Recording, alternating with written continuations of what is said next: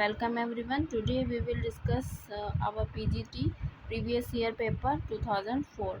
तो इसमें हम देख रहे हैं कि यहाँ से थोड़े से क्वेश्चन जो थे वो अच्छे बनना स्टार्ट हुए थे और यहाँ से रिपीट होने की भी पॉसिबिलिटी रहती है, तो इन पे हम थोड़ा ज़्यादा ध्यान दे के पढ़ेंगे। चलिए, हमारा पहला क्वेश्चन स्टार्ट है।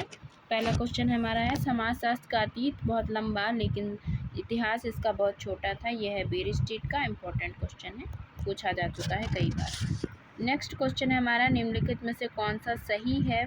तो इसमें सही है ऑप्शन सी, समाजशास्त्र मानव सामाजिक संबंधों का समन्वयात्मक और सामान्यीकरण विज्ञान है। नेक्स्ट क्वेश्चन हमारा है, निम्नलिखित में से संस्था कौन है? तो संस्था वही होगा जिसमें नियम कार्य प्रणाली होगा, तो परीक्षा प्रणाली हो जाएगी संस्था। नेक्स्ट है सामाजिकरण, मैंने बताया था जब सीखना आ जाएगा तो कौन हो जाएगा? जॉनसन। और ये इम्पोर्टेंट, बहुत ही ज़्यादा इम्पोर्टेंट है और बहुत बार पूछी जा चुकी है, अभी रिपीट हुई है, आपने पहले ही इसको डिस्कस किया है, तो आपको इसमें और कुछ पढ़ने की नीड नहीं होती, सीखना से ही हम पकड़ लेते हैं। निम्नलिखित में से किसने सामाजिक समूह का वर्णन अंतः और बाह्य समूह में किया है? ये भी बहुत इंपॉर्टेंट है, समनर ने किया है अंतः और बाह्य में। हिंदू धर्म के लिए जो धर्म एक अनुभव दृष्टिकोण है, वह विचार न होकर शक्ति है, बौद्धिक विषय न होकर जीवन की आस्था है, धर्म ईश्वर के प्रति सिद्धांत न होकर बल्कि सत्य के प्रति एक चेतना है। इस क्वेश्चन में जो चार आपको ऑप्शन दिख रहे हैं वो चारों ही ऑप्शन अलग अलग जगह अलग अलग बताता है, तो इसमें बड़ी ही कन्फ्यूज़न है कि इसका करेक्ट आंसर क्या है। लेकिन फ़िलहाल हम जाते हैं पीवी काने पे, क्योंकि इसको 2 से 3 जगह माना गया है करेक्ट आंसर, और कहीं कहीं विवेकानंद भी माना गया है। गूगल पे तो विवेकानंद दिखाता है, घटना चक्र में शंकराचार्य मेंशन है, और इसके अलावा 2-3 पेपर्स और हैं प्रीवियस ईयर, उनमें पीवी काने है और कहीं कहीं राधा कृष्णन भी है। लेकिन हमारा जो फ़िलहाल इस पे जो चांसेस जा रहा है वो है पीवी काने। नेक्स्ट हमारा है, वर्णाश्रम व्यवस्था में निम्नलिखित में से सर्वाधिक महत्व किसको दिया जाता है? तो वर्णाश्रम में व्यक्ति और समाज दोनों को ही बराबर महत्व दिया जाता है। सामाजिक नियंत्रण, नियोजित और अनियोजित प्रक्रिया, बस यहीं से आपको आंसर मिल जाएगा। प्लान्ड एंड अनप्लान्ड प्रोसेस की बात कौन करता है? बियरली, और ये बहुत इंपॉर्टेंट डेफिनेशन है। जो भी हम इम्पोर्टेंट डेफिनेशन बता रहे हैं उसको आप ध्यान से देख लीजिए, वो आ सकती हैं। अब यहाँ पे ये भी अच्छा क्वेश्चन है, सहयोगात्मक प्रोसेस सोशल प्रोसेस पूछा है, तो सहयोगात्मक कौन कौन सी होंगी? सहयोग हो जाएगा और सात्मीकरण हो जाएगा, बाकी वो दोनों तो असहयोगात्मक है, तो ऑप्शन हो जाएगा ऑप्शन डी। नेक्स्ट हमारा है, अपराध देश में प्रचलित कानून का उल्लंघन है जिसके लिए दंड की व्यवस्था है। करेक्ट। यदि कानून नष्ट और समाप्त कर दिए जाए तो अपराध नहीं होंगे? नो, ऐसा तो नहीं है, तब तो और ज़्यादा होंगे, तो इसलिए ये इनकरेक्ट है। उसके बाद हमारा है, हम समितियों के सदस्य हो सकते हैं लेकिन संस्थाओं के नहीं, बहुत बार रिपीटेड क्वेश्चन है, आप सभी को पता होगा। मैं कैवरन पेज। आकस्मिक अपराधी वो है जो अवसर मिलने पर कभी कभी करेगा, वही हो जाएगा आकस्मिक। समाजशास्त्र को अमेरिकन साइंस कहा जाता है क्योंकि अमेरिका में क्या हुआ था? मैंने आपको बताया था समाजशास्त्र का सबसे ज़्यादा विकास कहाँ हुआ था? अमेरिका में हुआ था, और वहाँ पे समनर, और जिसमें मैंने शिकागो स्कूल और समनर को बताया था 1976 से, वो इम्पोर्टेंट चीज़ थी, वहाँ से डेवलपमेंट शुरू हुआ था। धर्म अर्थ काम किस आश्रम में प्राप्त किए जाते हैं? तो वो गृहस्थ आश्रम में। निम्नलिखित में से किसने भारतीय जनजातियों के विकास के लिए भारत सरकार को राष्ट्रीय उद्यान का सुझाव दिया? तो वो दिया है एल्विन ने। प्राथमिक समूह में सदस्यों के पारस्परिक संबंधों की प्रकृति निम्नलिखित में से किस प्रकार की होती है? तो प्राथमिक में होती है वैयक्तिक संबंध। हम समिति के सदस्य होते हैं, संस्था के नहीं।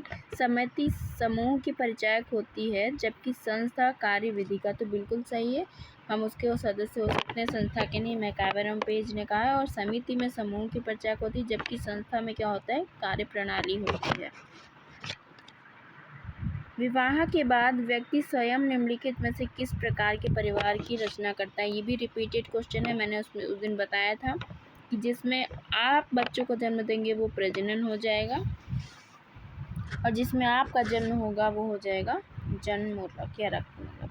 वेबलर ने सामाजिक परिवर्तन के निर्णायकवादी सिद्धांत का प्रतिपादन किया है। उनके सिद्धांत को निम्नलिखित में से किस नाम से जाना जाता है? तो जाना जाता है प्रौद्योगिक निर्णायकवादी। नेक्स्ट है सती होना निम्नलिखित में से किस प्रकार की आत्महत्या का उदाहरण है?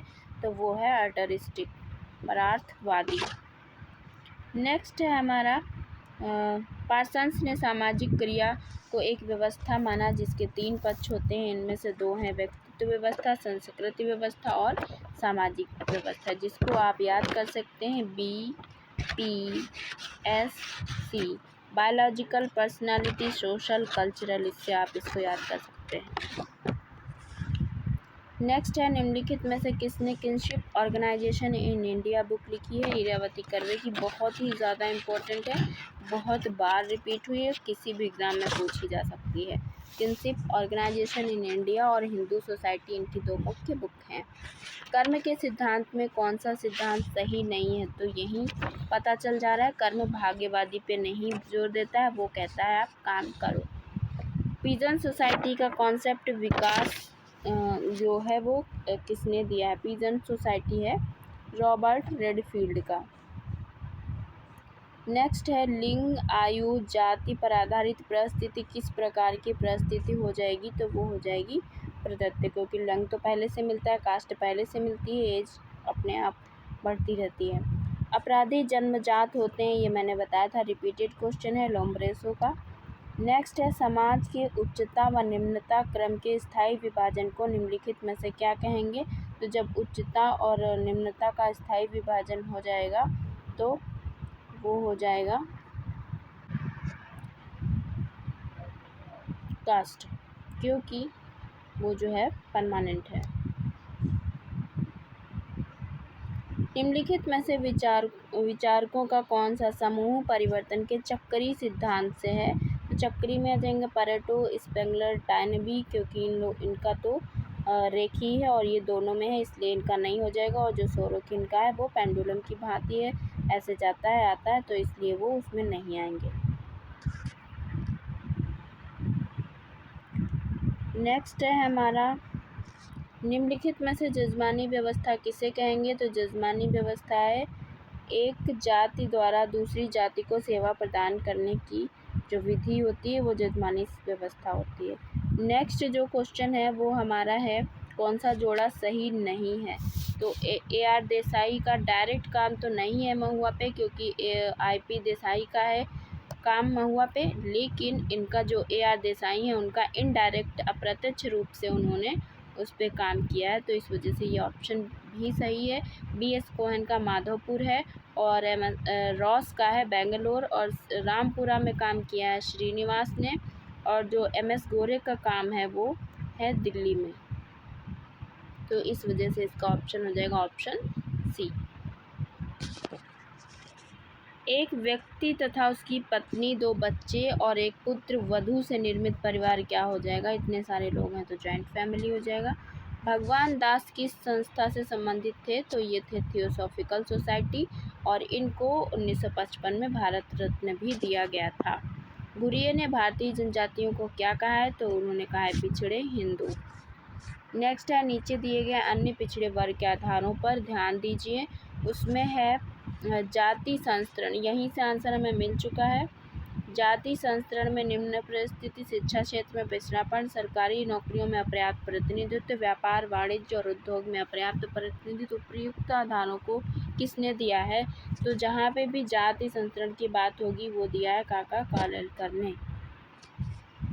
और अपराध का कौन सा सिद्धांत सुखवाद पर आधारित है? तो सुखवाद पे है क्लासिकल थ्योरी, शास्त्रीय सिद्धांत। निम्नलिखित समाज की संरचना में होने वाले परिवर्तन को निम्नलिखित में से क्या कहेंगे? तो अगर स्ट्रक्चर में चेंज होगा तो उसको कहेंगे सोशल चेंज। नेक्स्ट है कौन सा पहला व्यक्ति था जिसने ग्रामीण भारत में जजमानी प्रथा का उल्लेख किया? तो ये तो सबको ही पता है, विलियम वाइजर। नेक्स्ट है हमारा भारत में जनसंख्याधिक्य का निम्नलिखित में से सूचक नहीं है तो उसमें हो जाएगा प्राकृतिक साधनों व जनसंख्या में संतुलन, क्योंकि जो जनसंख्या अधिक का सूचक है वो निम्न जीवन स्तर है, बेरोजगारी है, जनसंख्या में असाधारण वृद्धि है।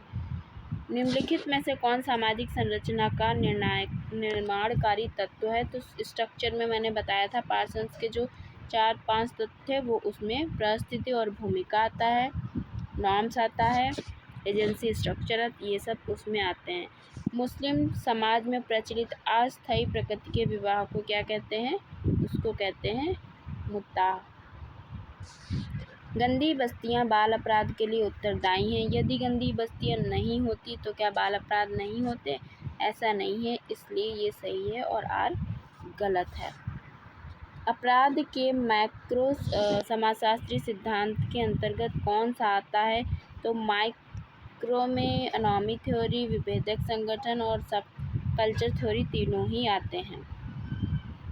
इसके आगे जब कोई निम्न हिंदू जाति या कोई जनजाति या अन्य कोई समूह अपने से उच्च को अपनाएगा तो क्या हो जाएगा? सेक्रेटाइजेशन हो जाएगा। भारत में सामुदायिक विकास कार्यक्रम कब शुरू हुआ? मैंने अभी प्रीवियस वाले में बताया था 1952 में। निम्नलिखित में से संदर्भ समूह का सबसे पहले प्रयोग किसने किया था? तो संदर्भ समूह का जो सबसे पहले प्रयोग किया था वो हाइमन ने किया था अपनी book the psychology of status, जो कि आई थी 1942 को। भारत प्रजातियों का अजायब घर है क्योंकि भारत में अनेक जातियां मिलती हैं। प्रजातियों का अजायब घर है, ये तो सही है।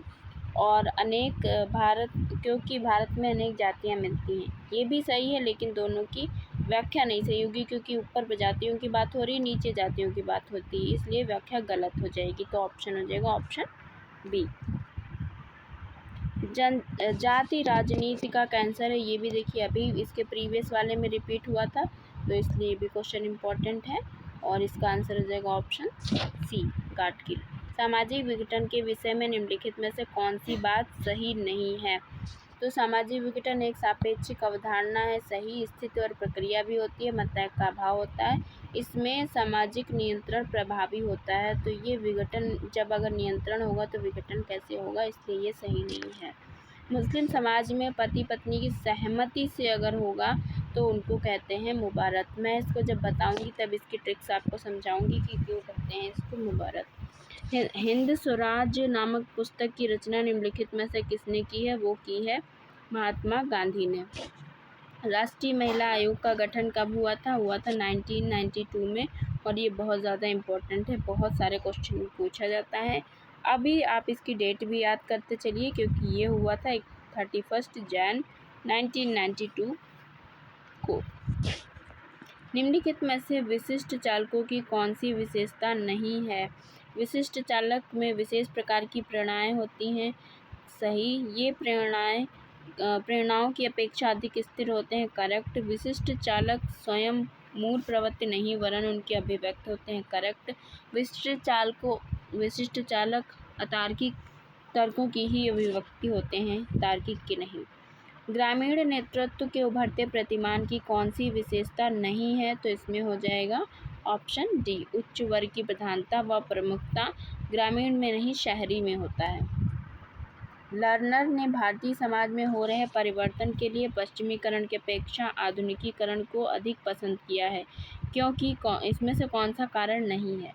तो नहीं पूछ रहा है, वो ढूंढना है। पश्चिमीकरण एक संकुचित व सीमित अवधारणा है, करेक्ट। पश्चिमीकरण केवल पश्चिम के प्रभाव का परिचायक है, करेक्ट। यह एक स्थानीय लेवल होता है, करेक्ट। विदेशी संरक्षण का भाव उत्पन्न होता है, नहीं होगा, इसलिए ये इनकरेक्ट है। वर्तमान ग्रामीण जो सामाजिक संरचना है उसके विषय में दिए गए निम्नलिखित निष्कर्षों पर ध्यान देना है। ये क्वेश्चन इम्पोर्टेंट क्वेश्चन है। आज भी ग्रामीण शक्ति संरचना में उच्च वर्ग व जातियों में शक्ति केंद्रित है, करेक्ट। निम्न जातियां व शक्ति प्राप्त की स्पर्धा में संगठित हुई हैं, करेक्ट। ग्रामीण शक्ति संरचना के जिन नए धर्मनिरपेक्ष व प्रजातांत्रिक आधारों को विकसित करना का प्रयास किया जाता है वे अभी भी प्रभावी नहीं है। ग्रामीण समाज संरचना आज भी विभिन्न जातियों की विभिन्नता से प्रभावित है। ये सब कहा है योगेंद्र सिंह ने इसीलिए ये क्वेश्चन आजकल बहुत योगेंद्र सिंह के बहुत सारे क्वेश्चन पूछे जाने लगे हैं, क्योंकि वो बहुत इम्पोर्टेंट हो गए हैं। तो ये सारी बात उन्होंने ग्रामीण सोशल स्ट्रक्चर के उसमें कही है कि जो ग्रामीण सोशल स्ट्रक्चर है उसमें क्या क्या होता है। तो आज भी जो रूरल स्ट्रक्चर आप देखेंगे तो उसमें उच्च जातियों में ही शक्ति केंद्रित होती है, और जो निम्न जातियाँ होती हैं उसमें शक्ति प्राप्ति के लिए स्पर्धा होती है। और उसमें धर्म, जो भी ग्रामीण शक्ति संरचना है उसमें धर्मनिरपेक्ष और प्रजातांत्रिक आधारों को विकसित करने का प्रयास किया गया था, लेकिन अभी वो प्रभावी नहीं हो पाया है। ग्रामीण जो स्ट्रक्चर है उसमें विभिन्न जातियों की संपन्नता विपन्नता से प्रभावित है। तो ये सारी बातें योगेंद्र सिंह ने कही है, और क्या पता नेक्स्ट में पूछ ले कौन सा इसमें सही है कौन सा नहीं है, कुछ चेंज कर दे, तो इस पर्सपेक्टिव में ये क्वेश्चन इम्पोर्टेंट है। नेक्स्ट है, अगस्ट कॉम्ट ने हायरार्की ऑफ साइंस में प्रथम स्थान किस सब्जेक्ट को दिया? तो मैंने पढ़ाया था, सबसे पहले है मैथ। आधुनिकीकरण का अंतिम महत्वपूर्ण मापदंड क्या है? तो रैशनैलिटी है। जैन धर्मावलंबी पुनर्जन्म के सिद्धांत को मानते हैं, ये कथन सत्य है। छात्रवृत्तियों एवं शिक्षण संस्थाओं में स्थान आरक्षण द्वारा अनुसूचित जनजातियों के शैक्षिक उत्थान के लिए भारतीय संविधान के किस अनुच्छेद में प्रावधान किया गया है? तो जब भी शैक्षिक उत्थान के लिए बात होगी तो हो जाएगा आर्टिकल 15(4). किस भारतीय समाजशास्त्री का सामाजिक मूल्य का सिद्धांत विश्व भर में प्रसिद्ध हुआ? तो वो हुआ था R.K. मुखर्जी का। नेक्स्ट है, सामाजिक अंतःक्रिया वह पारस्परिक प्रभाव है जो मनुष्य अंतः उत्तेजना और प्रक्रिया द्वारा एक दूसरे पे डालते हैं। तो ये क्वेश्चन है गिस्ट का, और ये इम्पोर्टेंट है, कई बार पूछा जा सकता है। सामाजिक नियंत्रण का सबसे उत्तम एवं प्रभावी ढंग है समाजीकरण। अपनी जाति के प्रति ऐसी वफादारी को क्या कहा जाता है जिसमें व्यक्ति अन्य जातियों के हितों की उपेक्षा करता है? तो वो तो हो जाएगा जातिवाद। 64, निम्नलिखित में से किसे नगरीकरण की समस्या माना जाएगा? तो नगरीकरण की समस्या में क्या हो जाएगा? नगरों का विस्तार होना, मलिन बस्तियों का प्रसार होना, उच्च शिक्षा केंद्रों की स्थापना, चिकित्सा की समुचित व्यवस्था। तो इसमें प्रॉब्लम क्या है? मलिन बस्तियों का विस्तार होना।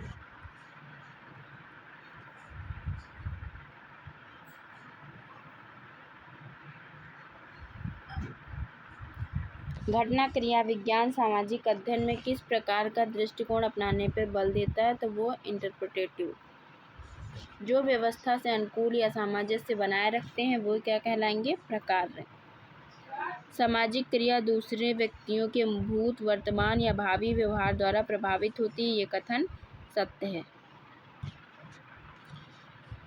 ग्रामीण क्षेत्रों में समग्र विकास और परिवर्तन लाने में सबसे ज़्यादा जो भूमिका है वो किसकी है? विज्ञान और तकनीकी की। नेक्स्ट है, संस्कृति मनुष्य की मौलिक आवश्यकताओं की पूर्ति के लिए उद्देश्यपूर्ण क्रियाओं की संगठित व्यवस्था है। ये किसने कहा? जब मौलिक आवश्यकता की बात होगी तो हो जाएंगे मालिनोव्स्की। पिछड़े वर्ग की समस्याओं के निदान में किसने सबसे अधिक पहल की थी? तो सबसे अधिक पहल की थी समाज नीति निर्माताओं ने। निम्नलिखित में से कौन सी विशेषता जॉइंट फैमिली की नहीं है? तो जॉइंट फैमिली स्वतः विकास नहीं होगा, उसमें 3 पीढ़ी के लोग होंगे, समष्टिवाद की भावना होगी, डिवीजन ऑफ लेबर सरल होगा। निम्न में से किस विशेषता का संबंध समिति से है? तो समिति का एक पर्टिकुलर एम होता है, विशिष्ट उद्देश्य होता है।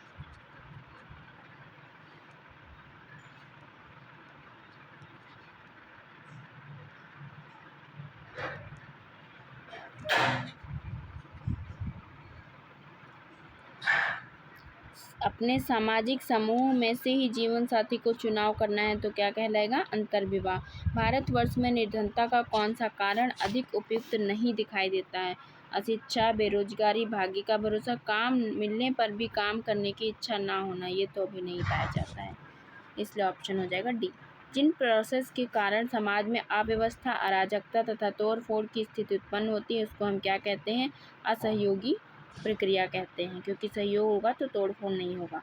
औद्योगिकरण का आशय होता है कृषि योग्य भूमि के स्थान पर उद्योगों की स्थापना करना।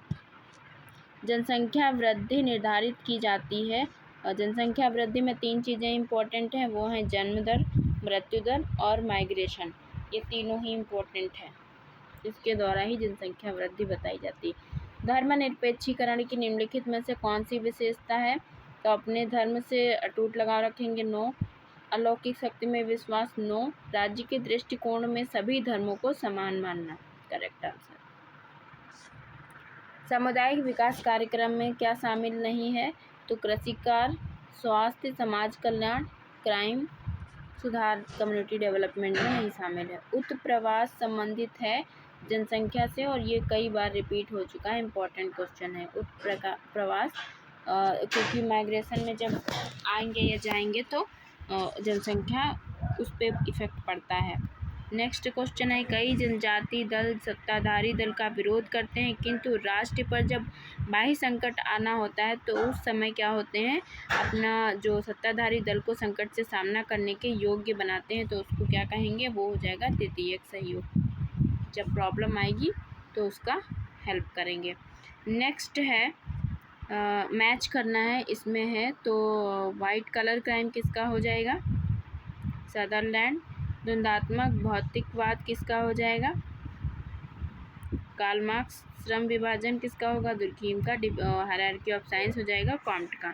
तो फर्स्ट में हो जाएगा 3, इसलिए ऑप्शन हो जाएगा ए। नेक्स्ट है समाजशास्त्र में स्थानीयकरण का संप्रत्यय निम्नलिखित में से किससे संबंधित है? तो ये संबंधित है एक प्रोसेस से, स्थानीयकरण। नेक्स्ट है कौन सा सिद्धांत जाति की उत्पत्ति से संबंधित नहीं है? तो इसमें ट्रेडिशनल है, व्यावसायिक है, उद्विकासी है, उद्विग्न प्रक्रिया सीखने का सिद्धांत है। निम्नलिखित में से कौन वेश्यावृत्ति की विशेषता नहीं है? तो वेश्यावृत्ति को प्रतिष्ठा नहीं मिलती है। सामाजिक निम्नलिखित में से कौन व्यक्तिगत विघटन का कारण कौन सा नहीं है? तो इसमें क्या हो जाएगा, व्यक्तिगत विघटन शिक्षा से नहीं होगी। अगर शिक्षा से ही विघटन होता तो इतनी मेहनत हम लोग क्यों करते हैं। संघर्ष का प्रक्रियात्मक सिद्धांत प्रतिपादित किया गया है कोजर के द्वारा। नेक्स्ट है स्वतंत्र भारत में पंचायती राज व्यवस्था मूलतः कितने स्तरों की है? तो स्वतंत्र भारत में 3 स्तरों की है। दुर्खीम ने किस जनजाति का विस्तृत अध्ययन कर टोटमवाद की अवधारणा को विकसित किया है? तो उन्होंने किया है अरुल्टा। सामाजिक स्त्रीकरण का आधार किसको माना जाता है? वर्ण, जाति, पावर, सभी को। नेक्स्ट है नेतृत्व किस प्रकार की प्रक्रिया है? तो नेतृत्व द्विमुखी प्रोसेस है। निम्नलिखित में से लुकिंग ग्लास सेल्फ का सिद्धांत किसने प्रतिपादित किया है? फूले ने। नेक्स्ट है निम्नलिखित में से कौन सामाजिक नियंत्रण की एजेंसी नहीं है? तो न्यायपालिका है, धर्म है, आदर्श है, अर्थव्यवस्था नहीं है, इसलिए ये रॉन्ग हो जाएगा। समाज के उद्विकास का सिद्धांत किसने प्रतिपादित किया? स्पेंसर ने। अभी हमने डिस्कस किया था, जब समाज का उद्विकास की बात होगी तो स्पेंसर हो जाएंगे, नॉर्मली उद्विकास होगा तो डार्विन होंगे। ये आपको ध्यान रखना है, अगर सामाजिक है तो स्पेंसर होंगे, और डार्विन कब होंगे? जब केवल उद्विकास होगा। हीगल और मार्क्स दोनों में से निम्न में से कौन सी अध्ययन पद्धति प्रयुक्त हुई है? तो दोनों ने ही द्वंद्ववाद की बात की है, बस हीगल का विचारों पे है और उनका भौतिक पदार्थों पे है। निम्नलिखित में से कौन सा कथन सही है? तो संदर्भ समूह एक समूह होता है जिसका लोग अपना और अपने व्यवहार का मूल्यांकन करते समय उल्लेख करते हैं। तो ऑप्शन हो जाएगा सी। कभी कभी उल्लेख नहीं करते हैं, जब बात करेंगे तब उल्लेख करेंगे। एक रेखीय उद्विकासियों के अनुसार परिवार का विकास दिया गया है, उसमें से कौन सा क्रमिक दृष्टि में कौन सा विकल्प सही है? स्वच्छंद संभोग, बहुपति विवाह, बहुपत्नी विवाह और एक पत्नी विवाह। तो ये नहीं होगा। स्वच्छंद संभोग, बहुपत्नी विवाह, बहुपति विवाह, एक पत्नी विवाह और ऑप्शन है स्वच्छंद संभोग, बहुपत्नी विवाह, एक पत्नी विवाह और बहुपति विवाह। ऑप्शन सी स्वच्छंद संभोग, बहुपत्नी विवाह, एक पत्नी विवाह, बहुपति विवाह। ऑप्शन डी एक पत्नी विवाह, बहुपति विवाह, बहुपत्नी विवाह, स्वच्छंद विवाह। तो इसमें ऑप्शन ए मेंशन है और कहीं कहीं पे इसका ऑप्शन दूसरा भी था, तो मुझे भी इसमें कन्फ्यूज़न हो गया। इसका ऑप्शन फ़िलहाल ऑप्शन ए ही है, मान लेते हैं, क्योंकि मुझे भी इसका करेक्ट फाइंड आउट नहीं हो पा रहा है। और जब इसमें एक ट्रिक है, जब भी बात होगी स्वच्छंद संभोग तो पहले ही नंबर पे होता है बहुपत्नी, और बहुपति में थोड़ा सा इधर उधर हो जाता है। बाकी जो लास्ट वाला होगा वो एक पत्नी होगा। तो ये तो पता है कि स्टार्टिंग में स्वच्छंद होगा, लास्ट में एक पत्नी होगा, लेकिन बहुपति और बहुपत्नी में कन्फ्यूज़न हो जाता है। तो बहुपति पहले होगा और बहुपत्नी बाद में होगा। तो ऐसे भी याद कर सकते हैं, पति फर्स्ट नंबर पे, पत्नी सेकंड नंबर पे। तो इस तरह से इसका ऑप्शन ए है, पहले होगा स्वच्छंद संभोग, बहुपति, फिर बहुपत्नी और लास्ट में एक पत्नी। तो इस वजह से मुझे भी कन्फ्यूज़न हो गया था, और ऐसे ट्रिक बनाएंगे तो आप भी कन्फ्यूज़ नहीं होंगे जैसे मैं हो गई थी। चलिए नेक्स्ट पढ़ते हैं। गरीबी की संस्कृति का मुहावरा किसने दिया है? वो दिया है ऑस्कर लेविस ने। आज के गरीब धरती के दलित और चौथी दुनिया के रूप में जाने जाते हैं, ये किसने कहा है? गुनार मिडल ने। निम्नलिखित में से कौन सा वक्तव्य सही है? तो इसमें सही है, सामाजिक मानक परिस्थिति के होते हैं, सामाजिक मानक सार्वभौमिक होते हैं, एक समाज में सभी मानक समान रूप से महत्वपूर्ण होते हैं, और सामाजिक मानक लगभग गतिहीन होते हैं। तो इसका करेक्ट आंसर यही है, ऑप्शन बी, सामाजिक मानक परिस्थितिकी होते हैं, हर परिस्थिति के अकॉर्डिंग अलग अलग होते हैं। निम्नलिखित में से कौन एक सामाजिक समस्या है? तो सामाजिक समस्या अस्पृश्यता है, महामारी, भूकंप, पागलपन, ये सामाजिक है। फिनोमेनोलॉजी किससे संबंधित है? तो दैनिक सामाजिक जीवन के सिद्धांतों से संबंधित है। टाइलर की दृष्टि में निम्नलिखित में से कौन धर्म का सबसे पुराना स्वरूप था? तो वो था जीवित सत्तावाद, सबसे पहला था टाइलर वाला। किसी उद्देश्य की प्राप्ति के लिए लोगों से मिलकर कार्य करने को समिति कहते हैं, ये कहा है बोगार्ट्स ने, और ये बहुत इंपॉर्टेंट क्वेश्चन है, कई बार पीजीटी में और अदर एग्जाम में पूछा गया है। जब कई लोग मिलकर कार्य करेंगे तो वो बोगार्ट्स हैं। इतिहास कुलीन तंत्रों की कब्रगाह है, ये किसने कहा है? पेरेटो ने, ऑप्शन सी। नेक्स्ट है, सर्वाधिक धनी व्यक्ति के लिए निम्नलिखित में से कौन सी अवधारणा प्रासंगिक है? तो वो है धनी के लिए नेतृत्व नहीं होगा, एलीट पावर, इनमें से कोई नहीं होगा, क्योंकि धनी के लिए ये शब्द नहीं यूज़ किए जाते हैं। वो तो प्रतिष्ठा प्राप्त हो जाएगा जिसको भी ज़्यादा मिलेगी। एम.एन. श्रीनिवास के अनुसार उस पुस्तक की पहचान करें जिसमें संस्कृतिकरण का सिद्धांत पहली बार दिया गया था। तो वो दिया गया था religion and society among the poor of India में, साउथ ऑफ इंडिया में। निम्नलिखित में से दिए गए अवधारणाओं में से गलत कौन सा है, उसको चुनना है। तो वो है कार्ल मार्क्स का प्रकृति और संस्कृति दो विपरीत ध्रुव हैं, नहीं, इस पे इन्होंने नहीं काम किया। कॉम्ट का स्थित सामाजिक स्थायित्व और सामाजिक गतिशीलता, पैरेटो का अभिजनों का चक्रीय सिद्धांत, लेवी स्ट्रॉस का संस्कृति संचार के रूप में, ये सही है, इसलिए ऑप्शन ए करेक्ट है। पुरानी निम्नलिखित में से कौन सुमेलित नहीं है? तो ये मैच करना है। जीवन जगत प्रतीकात्मक अंतःक्रियावाद नहीं होगा, व्यवस्था प्रकार्यवाद, अभिलेखीय पद्धति लोक विधि विज्ञान, उत्पादन प्रणाली मार्क्सवाद। जीवन जगत प्रतीकात्मक सिंबॉलिक इंटरेक्शनिज्म नहीं होगा। निम्नलिखित में से किसने सामाजिक परिवर्तन की सोशियो कल्चरल की बात की है? सोरोकिन ने की है। निम्नलिखित में से कौन सा युग सुमेलित नहीं है? तो उसमें है जनानकी परिवर्तन माल्थस, जनसंख्या का गतिशील घनत्व दुर्खीम, सामाजिक नियंत्रण रॉस, भौतिक द्वंद्व की बात हीगल ने नहीं, मार्क्स ने की है। निम्नलिखित में से कौन सा भौगोलिक पर्यावरण का उदाहरण है? तो हो जाएगा जलवायु संबंधी। किसके द्वारा श्वेतवसन अपराध का अध्ययन किया गया है, या श्वेतवसन अपराध क्या होता है? तो उच्च परिस्थिति के द्वारा जो भ्रष्टाचार किया जाता है वही श्वेतवसन अपराध होता है। जब उच्च जाति की लड़की का, अभी मैंने बताया था उसमें कि अनुलोम प्रतिलोम क्या होगा, तो इसमें क्या है, निम्न जाति के लड़के का हो रहा है। जब निम्न जाति का लड़का होगा तो प्रतिलोम विवाह हो जाएगा। कॉम्ट ने सबसे पहले जो हायरार्की लगाई है उसमें कौन कौन सा है, सबसे पहले था मैथ, फिर था एस्ट्रोनॉमी, फिजिक्स, केमिस्ट्री, फिर बायोलॉजी। तो इसमें कौन सा ऑप्शन सही है, ऑप्शन ए। नेक्स्ट है वर्टिकल मोबिलिटी की बात उस समाज का गुण है जो होता है अर्जन आधारित, तो उसमें वर्टिकल मोबिलिटी हो जाएगी। समाजशास्त्री सिद्धांत का केंद्रीय विचार ये है कि अपराधी व्यवहार